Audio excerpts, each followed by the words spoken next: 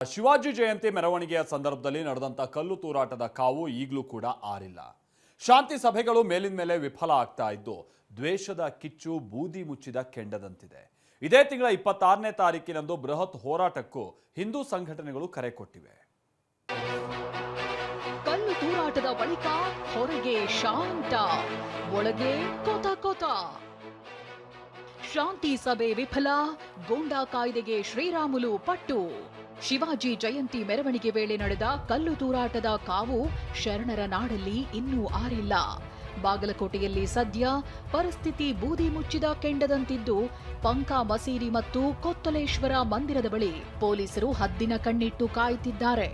2 ಶಾಂತಿ ಸಭೆಯೂ ವಿಫಲವಾಗಿದೆ.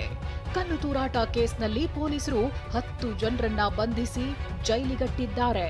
ಈ ನಡುವೆ ಮಾಜಿ ಸಚಿವ ಶ್ರೀರಾಮುಲು ಬಾಗಲಕೋಟೆ ಆಸ್ಪತ್ರೆಗೆ ಭೇಟಿ ನೀಡಿ ಗಾಯಾಳು ಆರೋಗ್ಯ ವಿಚಾರಿಸಿದ್ರು.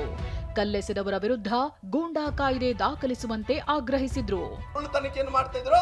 ಆ ತನಿಖೆಗಿಂತ ಮುಂಚೆ ಅವರೆಲ್ಲರಿಗೂ ಅರೆಸ್ಟ್ ಆಗಬೇಕು, ಅವರೆಲ್ಲರ ಮೇಲೆ ಗೂಂಡಾ ಆಕ್ಟ್ ಹಾಕಬೇಕು, ಅವ್ರನ್ನ ಗಡಿಪಾರು ಮಾಡಬೇಕು, ದೇಶದ್ರೋಹಿ ಕೇಸನ್ನು ಹಾಕಬೇಕು ಅವ್ರ ಮೇಲೆ.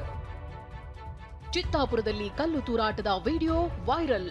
ಕಲಬುರಗಿ ಜಿಲ್ಲೆಯ ಚಿತ್ತಾಪುರ ತಾಲೂಕಿನ ರಾವೂರ್ ಗ್ರಾಮದಲ್ಲೂ ಶಿವಾಜಿ ಜಯಂತಿ ವೇಳೆ ಕಲ್ಲು ತೂರಾಟ ನಡೆದಿತ್ತು.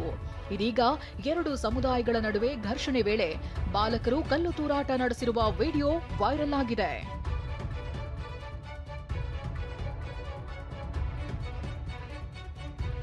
ಕಲಬುರಗಿ ಶಿವಾಜಿ ಗಲಾಟೆ ಹಿಂದೆ ಪ್ರಿಯಾಂಕ್ ಖರ್ಗೆ ಇದ್ದಾರೆ ಎಂಬ ಛಲವಾದಿ ಆರೋಪಕ್ಕೆ ಸಚಿವ ಪ್ರಿಯಾಂಕ್ ಖರ್ಗೆ ತಿರುಗೇಟು ನೀಡಿದ್ದಾರೆ.